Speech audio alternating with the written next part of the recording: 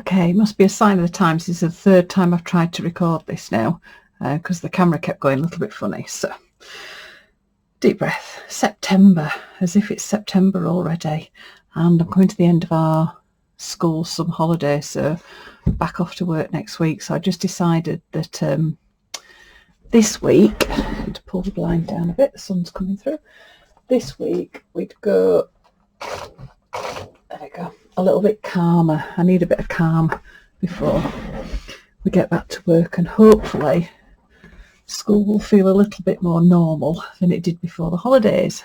So I've gone calm with all my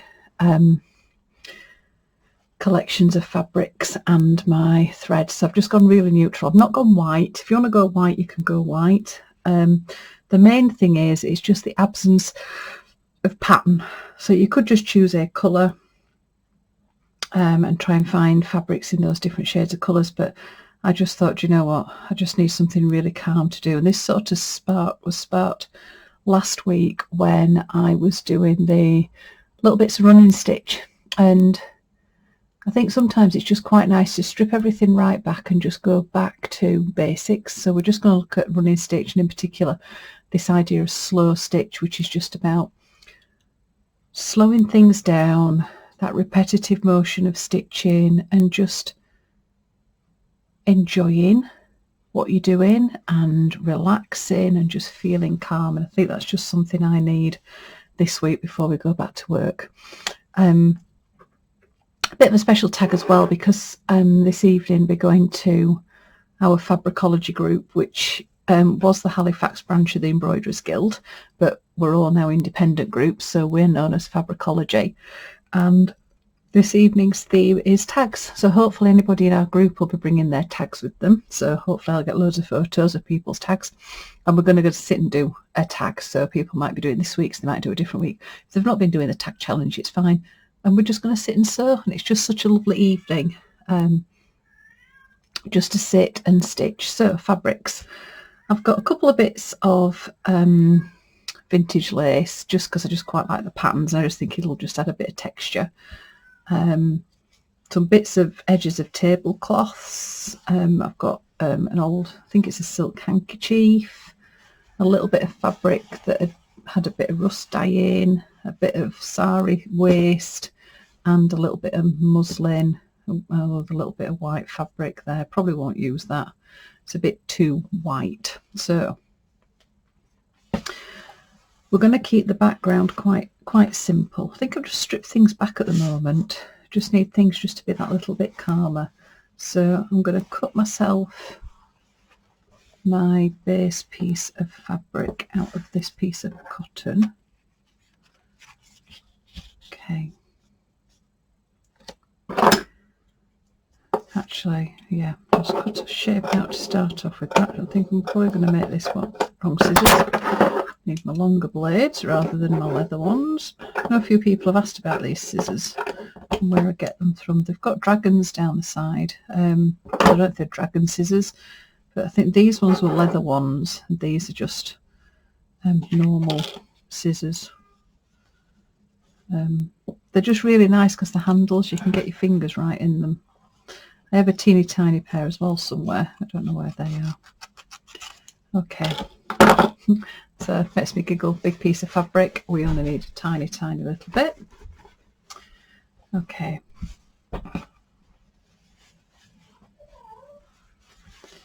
Right, put that to one side. So now, saying that I'd cut myself out a rectangle, I think actually I only want a square of that. Because I want to just play around with the different fabrics.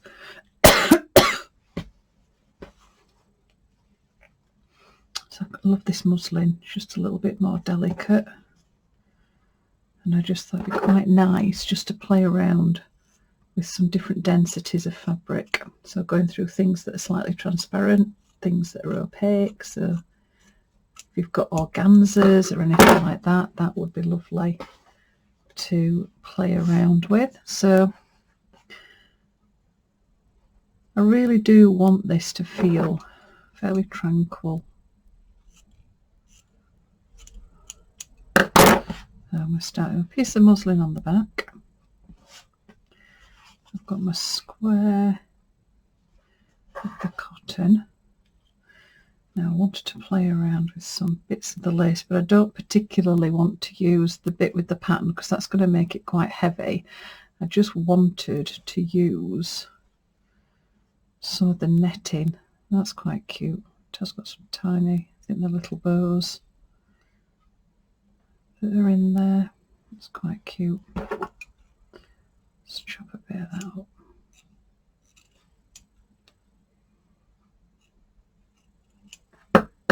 So the idea with using like the netting and things like this is that you do create that really delicate fabric, but it becomes quite robust because you start layering things up a little bit. Now I'm not going to use everything, obviously, like when we do our stashes and we find bits and pieces, we never use it all. Quite like the lines on that. It's a lovely old handkerchief. Reminds me of my granddad. My granddad always had a handkerchief. Brilliant when we used to go and see him. You always knew that if you fell over and you'd got a bruise and you were crying, you could go to your granddad and he'd have his big handkerchief, like a big hug really. Let's put that there. So if you get things on and you think, oh, it's a bit heavy, just use your little bits of lace or netting and things like that. And the second that you do that, it just softens it down. So you've got like the hard edge. Second you put that on, it just blends it into the background. Really blends it in there. What else have we got? I know I've got a little bit there with a bit of stitching on it, which is cute, but I don't think, again, it's a bit like last week. I don't feel like I really need to use a lot. I think we've had some weeks where we've thrown everything in the kitchen sink at our tags. And then I just think it is quite nice just every now and again just to have something that's just a little bit calmer.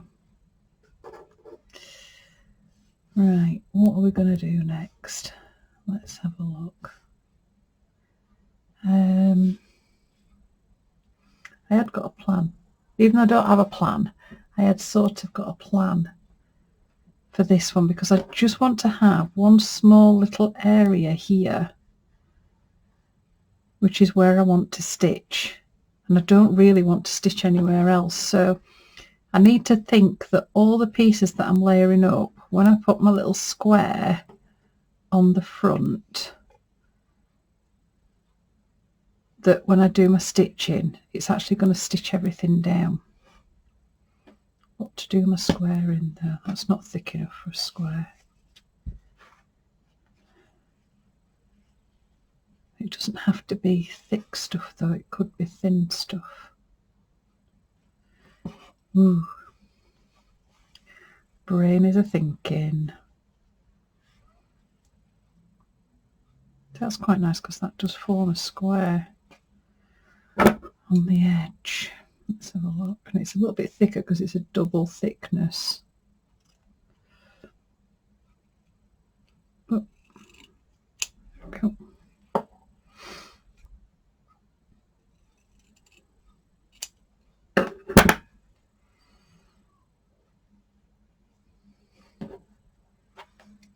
Quite like that. It's quite delicate, but then I'm not sure about having that strip there. I think I prefer that at the front. I wonder if that'd be better. Maybe that sari bit might be a bit better down the side. I've cut a bit already, hadn't I? Fray the edges. This is another way of softening the edges of your fabric. Just pull some of those threads out. They can go in your oat. Hopefully you're building those back up again. Oh. So soften your edges down.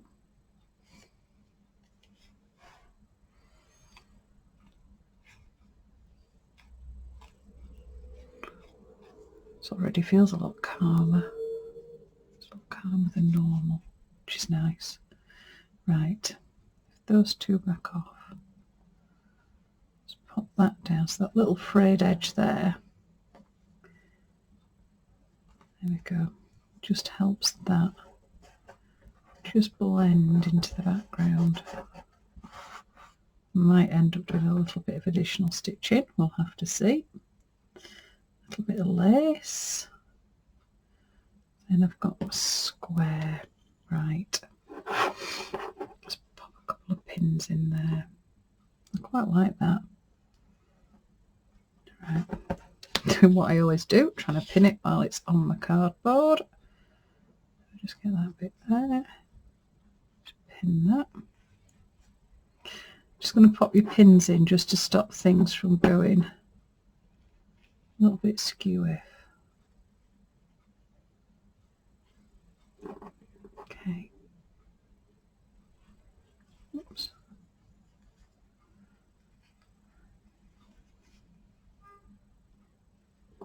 There we go. Okay, so that's our piece so far. Quite delicate. So I've got a bit of organza at the back. So we'll start stitching. So the first, I'm just going to choose, I've got all 3 threads threaded on needles. I think I'm going to go for the thicker one. Okay, and all we're basically going to do are a little line of running stitch. So I'm going to go into the edge of my piece first, and you want to make these teeny tiny. So mine are about maybe 3 mil. That's my thumb. And this first line of stitching is important because the rest of your stitching then is going to line up with this. So it's worth just spending, rather than just trying to do it as a running stitch. I don't think, unless you use a very small needle and quite a fine thread, I don't think you'll get that idea of going in and out and in and out. But I want to make these quite accurate. Well, that's the plan. I'm not the most accurate of sewers, but once you start doing this, you actually feel your shoulders do start relaxing straight away.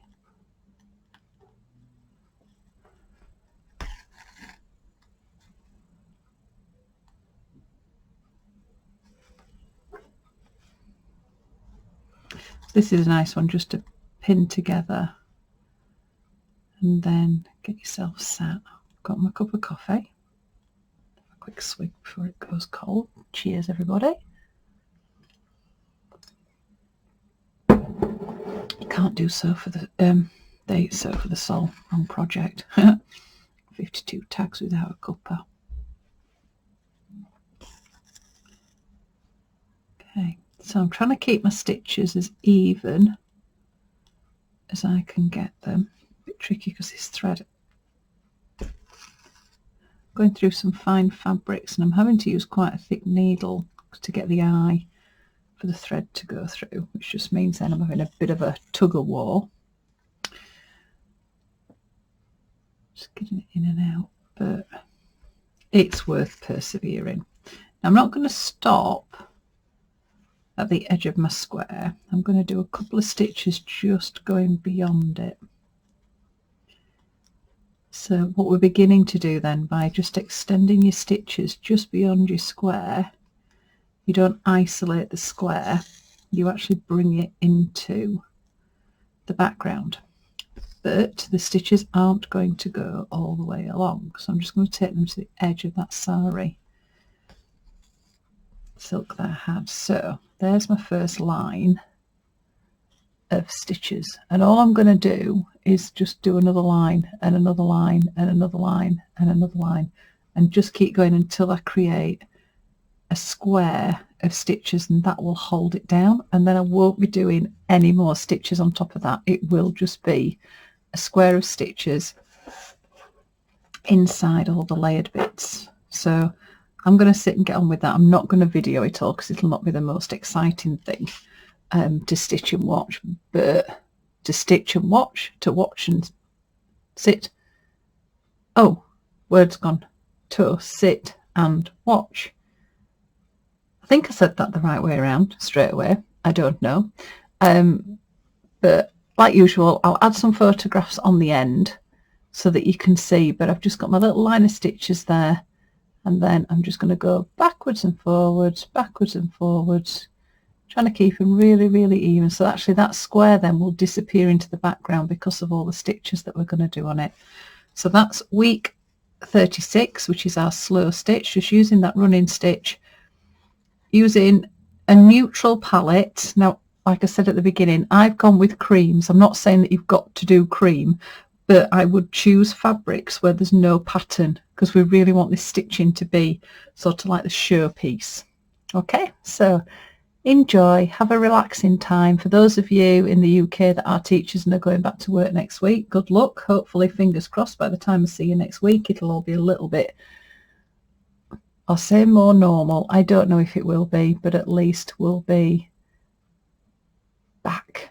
So enjoy this last little bit of relaxation, and I'll see you next week.